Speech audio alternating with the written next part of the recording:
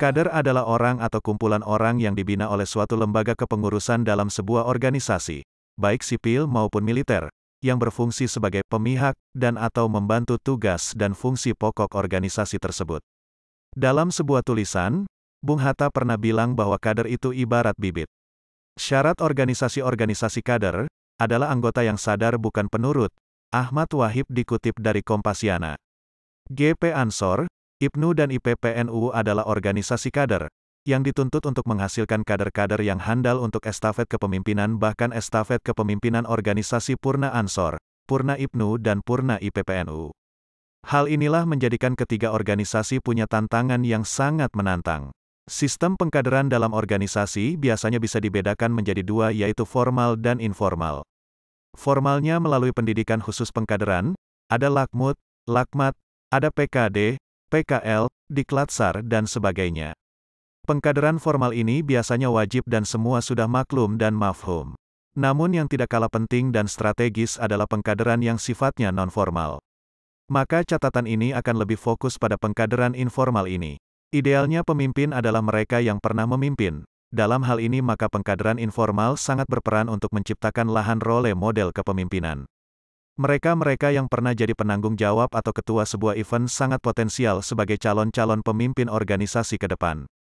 Mereka yang pernah menjadi ketua lembaga taktis maupun otonom organisasi sangat layak sebagai pemimpin masa organisasi ke depan, karena pengalaman-pengalaman ini sangat mahal. Sehingga makin dinamis organisasi semakin mudah kader-kader yang berkualitas kita temukan. Di era informasi yang tidak berjarak ini, seperti yang dikutip NU Online, dari sebuah diskusi di Jawa Tengah, NU dan pesantren bakal terancam larut begitu saja dalam dinamika yang terjadi tanpa kontribusi yang berarti jika tak diimbangi dengan strategi kuat serta operasionalisasi yang koheren.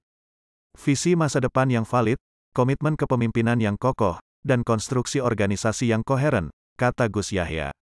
Bila NU dan pesantren bisa larut tanpa kontribusi, apalagi kita di GP Ansor, IPNU dan IPPNU. Setali tiga uang, sama saja. Maka mari kita sadari tantangan yang berat ini dengan proaktif, kita ciptakan ruang organisasi yang bisa membuat kader kerasan dan maju.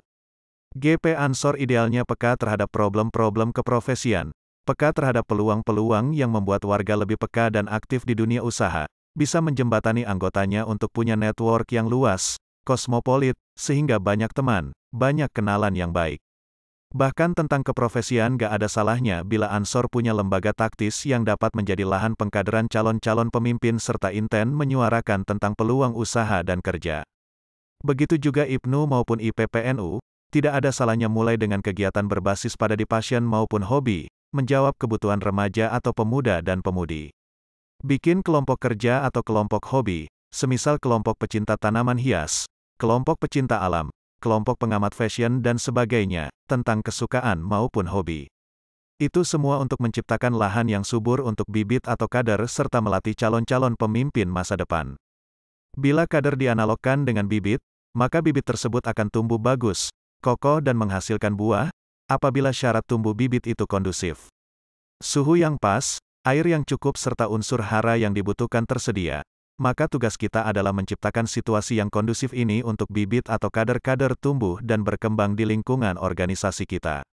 Tulisan ini pernah disampaikan dalam diskusi sore, refleksi Harla GP Ansor ke-87.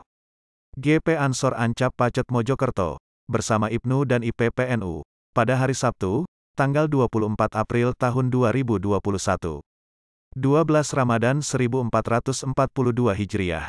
Pengurus MWC Pacet, anggota IKPMII Mojokerto. Terima kasih atas perhatiannya. Sorban Santri, Pasukan Langit Penjaga Akidah Anahdiyah melaporkan.